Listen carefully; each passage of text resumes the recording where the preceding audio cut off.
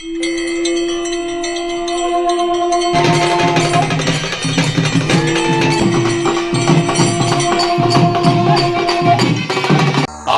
इन्द्रक्षुमन्तं चित्रं ग्राभं संगृभाय महाहस्ती दक्षिणेन विद्माहित्वा तु विकूर्मिं तु विदेशं तु विमखम्. ಹಾಯ್ ಹಲೋ ನಮಸ್ತೆ, ಎಲ್ಲರೂ ಹೇಗಿದ್ದೀರಾ? ಐ ಹೋಪ್ ಎಲ್ಲರೂ ಚೆನ್ನಾಗಿದೆ ಅಂತ ಭಾವಿಸ್ತೆ. ಇವತ್ತಿನ ವೀಡಿಯೋನ ಶುರು ಮಾಡ್ತಾ ಇದ್ದೀನಿ. ಯಾರೆಲ್ಲ ವೀಡಿಯೋ ನೋಡ್ತಾ ಇದ್ದಾರೆ ಎಲ್ರಿಗೂ welcome back to my channel Mathrubhumi. ಇದು ಗಣೇಶ ಹಬ್ಬದ ದಿನದ ವಿಡಿಯೋ ಆಗಿದೆ. ಸೊ ನಮ್ಮ ಮನೇಲಿ ನಾವು ಗಣೇಶ ಹಬ್ಬನ ಹೆಂಗೆ ಆಚರಿಸಿದ್ವಿ ಅನ್ನೋದು ಇವತ್ತಿನ ವಿಡಿಯೋ ನೀವು ನೋಡ್ಬೋದು. ತುಂಬ ವರ್ಷಗಳ ನಂತರ ಆಲ್ಮೋಸ್ಟ್ 7 ಇಯರ್ಸ್ ಆದಮೇಲೆ ನಾವು ನಮ್ಮೂರಲ್ಲಿ ಗಣೇಶ ಹಬ್ಬನ ಸೆಲೆಬ್ರೇಷನ್ ಮಾಡ್ತಿದ್ದೀನಿ. ನಾನು ಲಾಸ್ಟ್ ಇಯರ್ ಕೂಡ ಗಣೇಶ ಹಬ್ಬದ ಸೆಲೆಬ್ರೇಷನ್ ವಿಡಿಯೋ ಹಾಕಿದ್ದೆ. ನಾವು ವರ್ಷ ಚನ್ನರಾಯಪಟ್ಟಣ, ನನ್ನ ತಮ್ಮ ಇರೋದು ಚನ್ನರಾಯಪಟ್ಟಣದಲ್ಲಿ, ಸೊ ಅಲ್ಲಿ ಹಬ್ಬನ ಸೆಲೆಬ್ರೇಷನ್ ಮಾಡ್ತಾಯಿದ್ವಿ.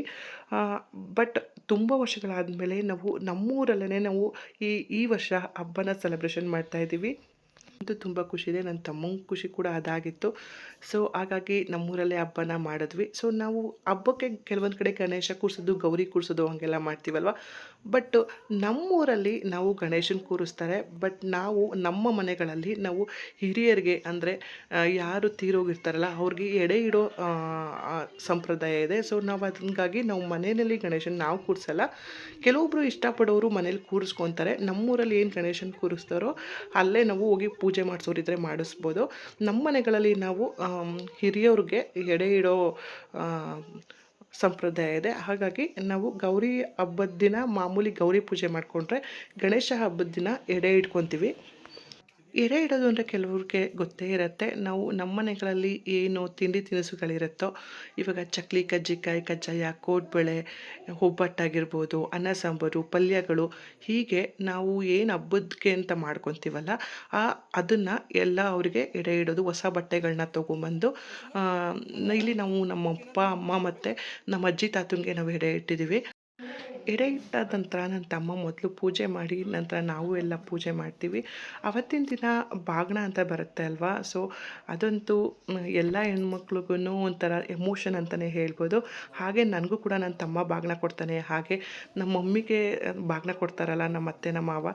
ನಮ್ಮ ಮಮ್ಮಿ ಇಲ್ಲ ಅಂದ್ರೂ ನನಗೆ ಬಾಗಿನ ತರ್ತಾರೆ. ಸೊ ಅದನ್ನೆಲ್ಲ ಇಟ್ಟು ಪೂಜೆ ಮಾಡಿ ಆಮೇಲೆ ಈ ರೀತಿ ಎಡೆಗೆ ಪೂಜೆ ಮಾಡ್ಕೊತೀವಿ. ಹಾಗೆ ಹಿರಿಯವ್ರ ಫೋಟೋಗಳಿರುತ್ತಲ್ಲ ಅದಕ್ಕೆಲ್ಲ ಪೂಜೆ ಮಾಡಿ ಹಬ್ಬದ ಊಟ ಎಲ್ಲ ಮಾಡಾದಮೇಲೆ ಅವತ್ತಿನ ದಿನ ನಮ್ಮೂರಿನ ಹುಡುಗರೆಲ್ಲ ಸೇರಿಕೊಂಡು ಅವತ್ತಿನ ದಿನ ಒಂದು ಪ್ರೋಗ್ರಾಮ್ನ ಇಟ್ಕೊಂಡಿದ್ರು.